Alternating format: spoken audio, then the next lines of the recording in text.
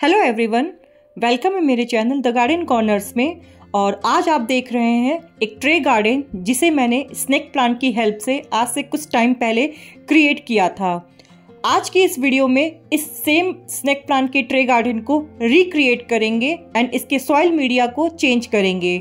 क्या रीज़न था इसके सॉइल मीडिया को चेंज करने का, उसके बारे में भी आपसे डिस्कस करेंगे।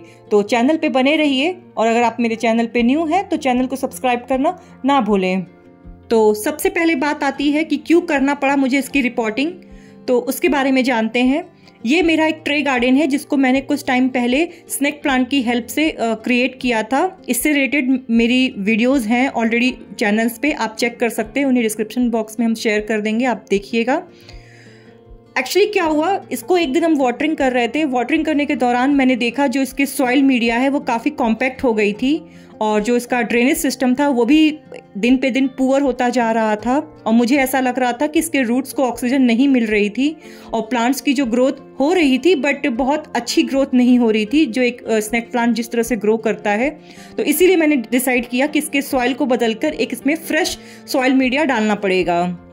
तो रीज़न क्या है कि इसके सॉइल मीडिया को मुझे चेंज करना पड़ा। मिट्टी कॉम्पैक्ट क्यों हो गई, ड्रेनेज पुअर क्यों हो गया इतने महीनों में, तो उसका रीज़न सबसे पहला ये है कि बाय द टाइम जो ऑर्गेनिक मैटर होते हैं प्लांट सॉइल मीडिया में वो धीरे धीरे सड़ने लगते हैं।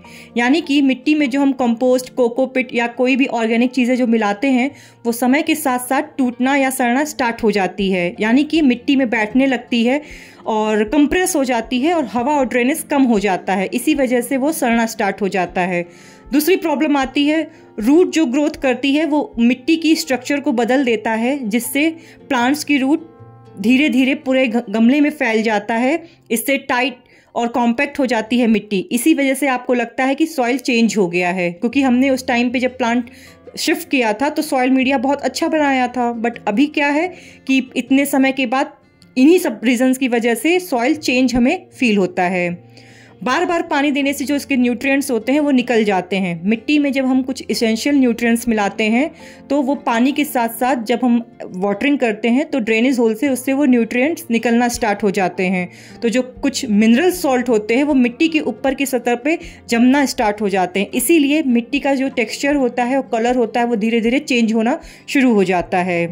कभी कभी क्या होता है कि मौसम का भी असर पड़ता है, कीड़े या फंगस भी इसमें रोल प्ले करते हैं। अभी जो मैंने आपसे डिस्कस किया वो था रीजन।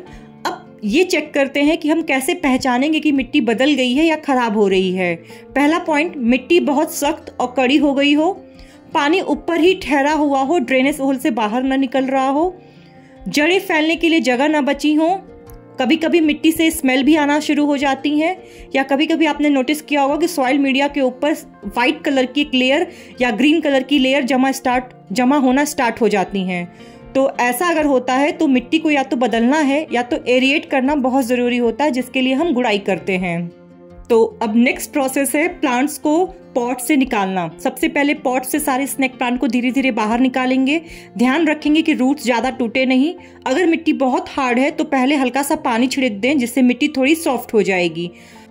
इसके बाद मैंने रूट से पुरानी मिट्टी हटा दी है और जो ये मिट्टी है उसमें से मैंने सड़ी गली जड़ें जो थी उन्हें क्लीन किया है। उसके बाद मैंने नया मिट्टी तैयार किया है स्नेक प्लांट के लिए, या यूं कहें कि स्ट्रे गार्डन के लिए, जो एक ब्रीदेबल है, और पोरस मीडिया तैयार किया है।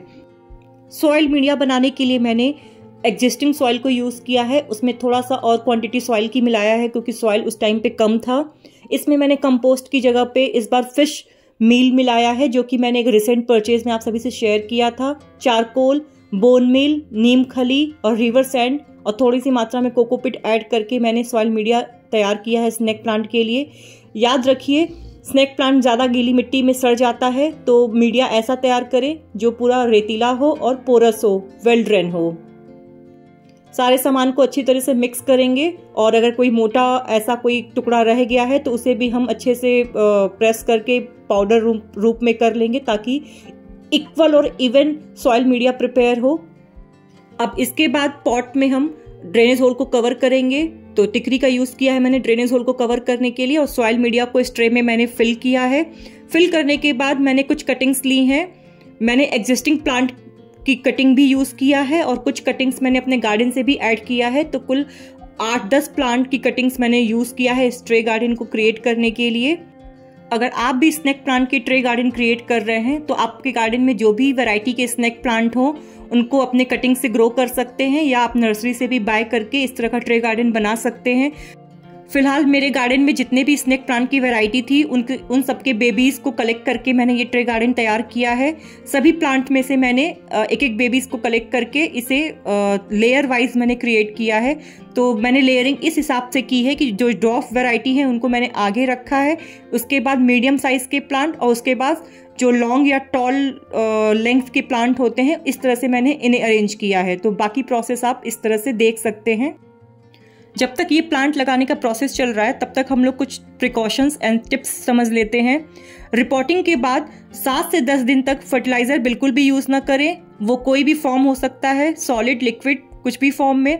पहले 1 हफ्ते वाटरिंग का ध्यान रखिए। स्नेक प्लांट ज़्यादा वाटरिंग पसंद नहीं करता है, रूट रॉट होने के चांसेस होते हैं।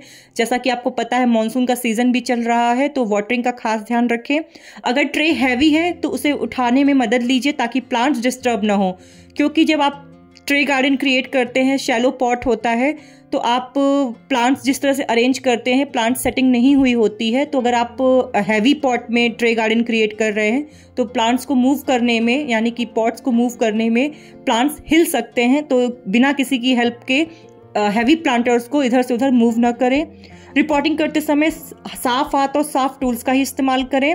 स्नेक प्लांट को ज़्यादा बार बार रिपोर्टिंग की ज़रूरत नहीं होती है, हर 1.5 साल 2 साल में ही करें, या अगर आपको लगता है कि आपके सॉइल मीडिया को चेंज करने की रिक्वायरमेंट है तो तभी आप सॉइल को चेंज करें या उनकी रिपोर्टिंग करें।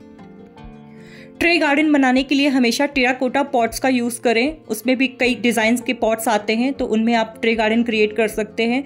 फिर भी अगर आप प्लास्टिक या फाइबर पॉट्स को यूज़ कर रहे हैं तो इसमें पानी का खास ख्याल रखें, क्योंकि इन सारे प्लांटर्स में पानी काफ़ी टाइम बाद एब्जॉर्ब होता है, यानी कि ड्राई होता है। तो पानी का खास ख्याल रखें अगर आप प्लास्टिक या फाइबर पॉट्स में ट्रे गार्डन क्रिएट कर रहे हैं। कॉम्पैक्ट सॉइल ना हो उससे बचने के लिए आपसे एक टिप शेयर कर रहे हैं। हर 15 से 20 दिन में मिट्टी को ऊपरी सतह से, यानी कि ऊपर लेयर को हल्का सा गुड़ाई करके एरिएट करें। अगर आपने प्लांट्स काफ़ी कम स्पेस में लगाया है तो आप किसी पतले टूल्स या नैरो टूल्स की हेल्प से थोड़ा सा आप मिट्टी को स्क्रैच करें, जिससे मिट्टी जो है वो एरिएट हो। तो इस तरह से मैंने अपने स्नेक प्लांट ट्रे गार्डन को फ्रेश मिट्टी में दोबारा से सेट किया है। अगर आप भी ट्रे गार्डन बनाना चाहते हैं तो इन स्टेप्स और सावधानियों को ज़रूर फॉलो करें। स्नेक प्लांट आपके घर की हवा शुद्ध करता है और मेंटेनेंस भी बहुत आसान है इसकी।